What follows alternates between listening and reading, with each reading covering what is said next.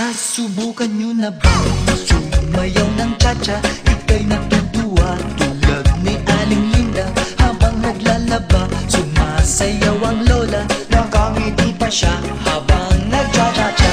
Dahil ang cha-cha pampatanggal ng problema. Lagi ka pang nakatawa habang nagcha-cha-cha. Kaliwat kanan nyo lang